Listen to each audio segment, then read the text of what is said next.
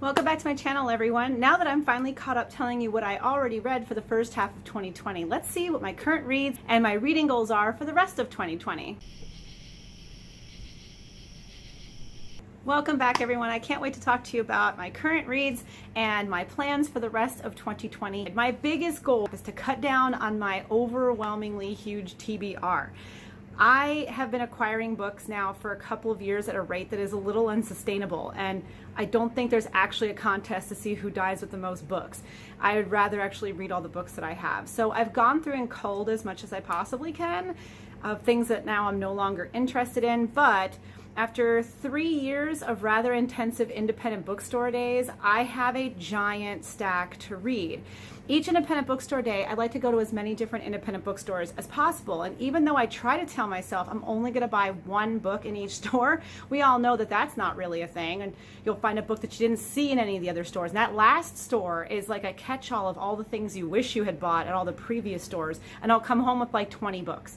And then there's the book club reads that I acquire. And then there's the Books Inc., which is a independent bookstore chain in the Bay Area of California.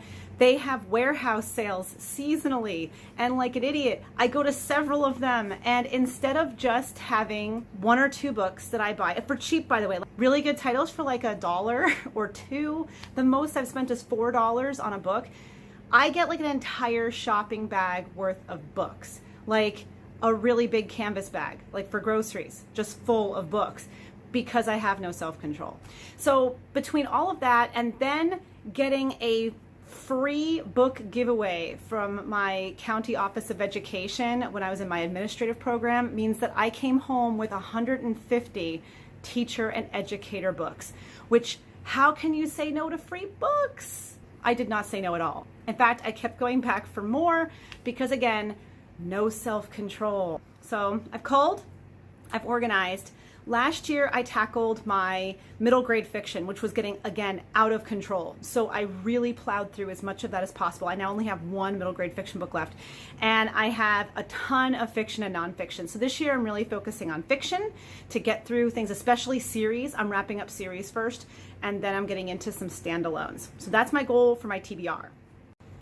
Now, as far as a TBR specific list goes, I tend to not do those. I have a giant shelf and I have many overwhelming piles, which I'm trying to find a home for. But I do just like to pick books that speak to me at the time, whether it's professionally or for book club or just something that needs to be read right now, I'm finally in the mood for. But I do have some that are guaranteed scheduled because I have a monthly book club that focuses on classics, which I've brought up a couple times in my previous videos.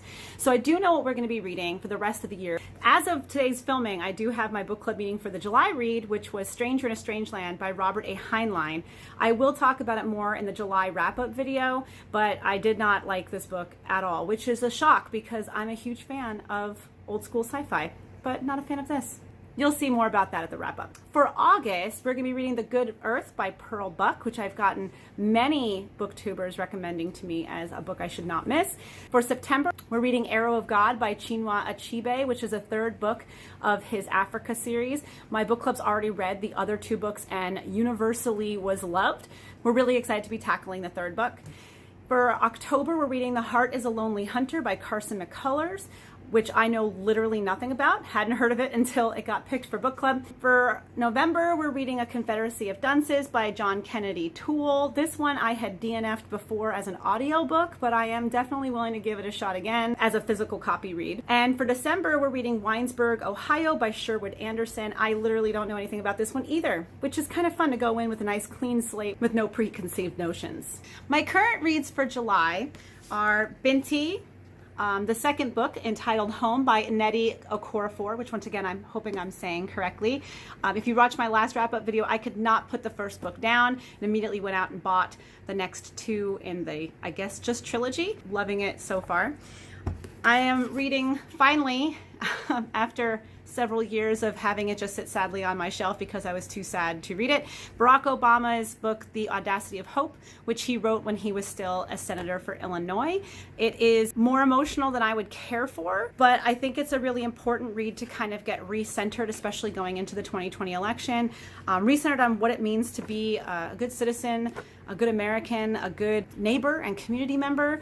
his optimism never seems to wane. For professional reasons, I'm reading Culturally and Linguistically Responsive Teaching and Learning by Sharroky Hollie. He is an educator turned professional development guru on how to better reach students of color or students of any culture that is not the same as your own. If anyone actually wants me to do a video based on the professional books that I read, I'll be happy to do so. Just let me know down in the comments and I will do a whole video just on professional books. This brings me to my project books. I realized after reading Proust that I really enjoyed having a longer term read on the back burner all the time. So I've decided to start a book club with a couple of my friends who are interested in reading all of J.R.R. Tolkien's books, starting with The Hobbit, moving through Lord of the Rings, hopefully doing Silmarillion if people are interested, and maybe reading some of Christopher Tolkien's books.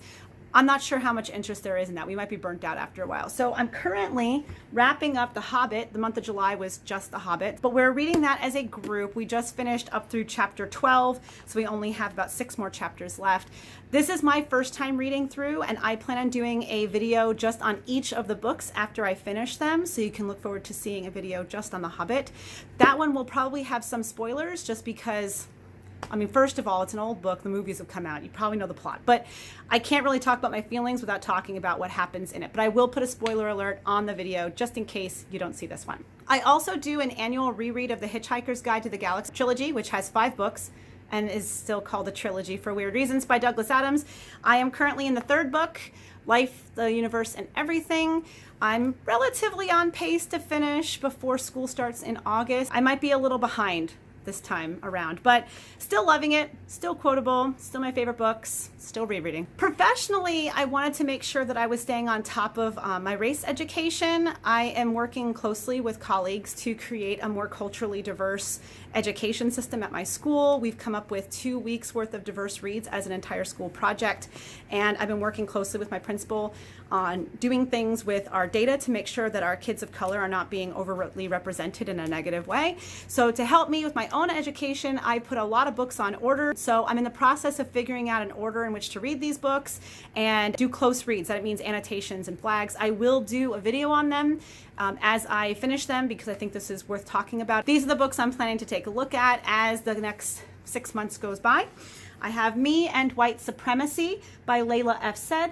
And this is about combating racism, changing the world, and becoming a good ancestor. I liked this one because it has some step-by-step plans as well as reflective questions throughout the book. So it's a bit more interactive. It's not just a passively receiving information style book. It's a here's how you can take a look at your own self. I also am getting We Keep Us Safe, Building Secure, Just, and Inclusive Communities by Zach Norris.